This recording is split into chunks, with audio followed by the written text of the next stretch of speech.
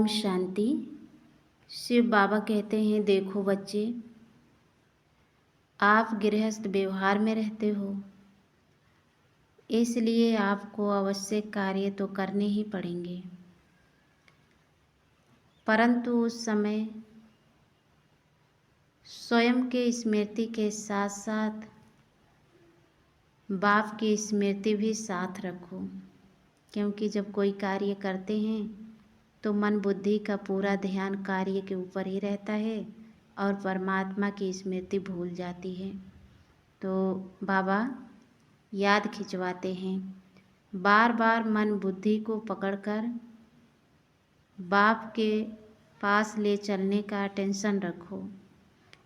ऐसा मत सोचो कि योग तो लगा नहीं, ऐसा सोचने से भारी हो जाते हो और बाप से कनेक्शन टूट जाता है।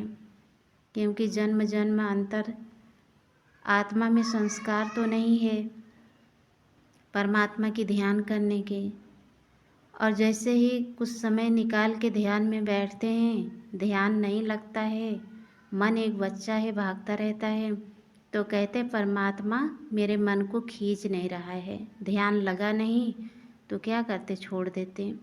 तो बाबा कहते देखो, तुम बच्चों के लिए ही यहाँ सहज योग, कर्म योग, निरंतर योग और राजयोग मशहूर है।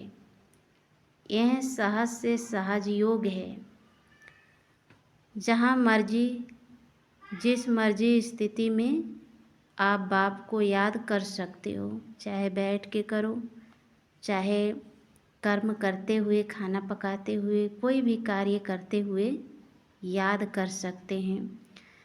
कर्म करते वक्त भी बाप को याद करो, और यही निरंतर योग होने से राजयोग सहज हो जाता है।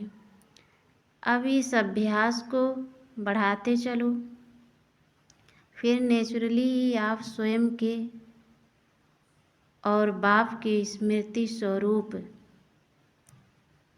हो जाओगे।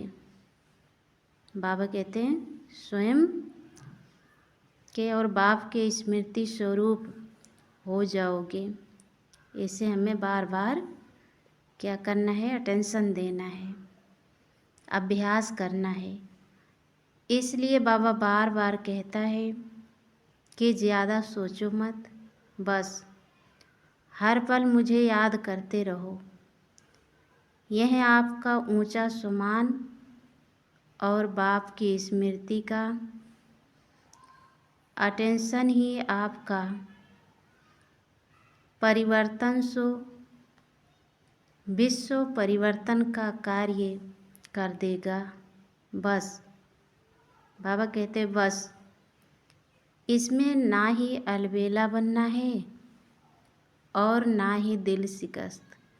कभी कभी दिल शिकस्त भी हो जाते हैं, कार्य करते करते भगवान को ध्यान करते तो परिस्थिति आती है, तो परिस्थितियों में दिल शिकस्त हो जाते हैं। तो बाबा हिम्मत देते हैं, जब आप हर पल बाप की छत्र छाया में रहते हो तो बाप भी हर कठिन से कठिन परिस्थितियों से आपको निकाल अपने पास बिठा लेगा। क्योंकि परमात्मा पिता है ना, तो पिता का कर्तव्य क्या है, पिता अपने बच्चों को क्या करता है, जब बच्चा कोई परिस्थिति में होता है, कहीं वो दुखी होता है, तो पिता क्या करता है, झट से अपने पास बुला लेता है, बैठा लेता। ओम शांति।